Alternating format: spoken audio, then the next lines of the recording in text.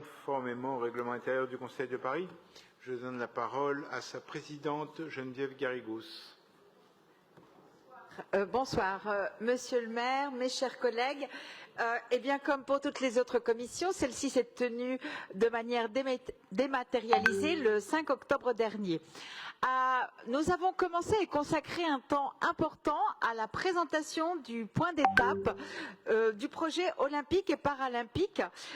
Et à la demande de Pierre Abadan, nous avons eu le plaisir d'entendre Ivoa Alavoine, la directrice de la délégation générale aux Jeux olympiques et paralympiques et grands événements, qui nous a présenté ce point d'étape. Après le long et passionnant débat que nous avons eu mardi matin avec la maire et Tony Estanguet, je ne serai pas longue sur le sujet. Toutefois, lors de notre commission, j'aimerais préciser que Madame Alavoine nous a rappelé les différents sites à Paris et ailleurs où se tiendront les épreuves, ainsi que le mode de gouvernance des JOP, les parties prenantes à ces projets et la répartition des responsabilités, avant de nous présenter l'avancement des grands projets tels que l'aréna de la Porte de la Chapelle. En conclusion, elle est revenue sur l'héritage des JOP et l'opportunité d'engagement qu'ils représentent pour les Parisiennes et les Parisiens. Cette présentation a été suivie d'un débat très riche avec les membres de la commission que je remercie pour leur participation.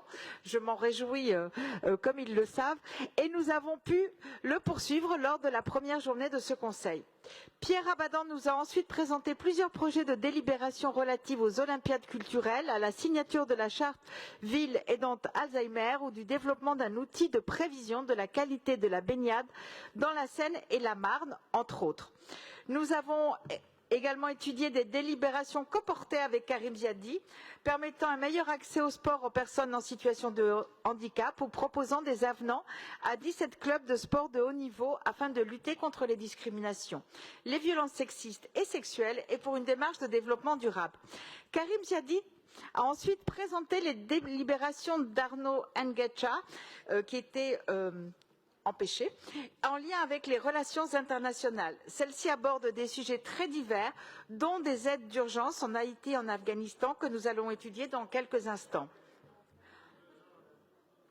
Enfin, je serai brève sur les délibérations présentées par Anouche Toragnan, qui ont déjà été discutées en cette 5e commission. Parmi elles, je tiens à souligner la DDCT 50, créant l'Assemblée citoyenne, et le Conseil parisien des associations, qui a fait l'objet d'une riche discussion et dont je me réjouis de l'adoption par notre Assemblée. Je vous remercie.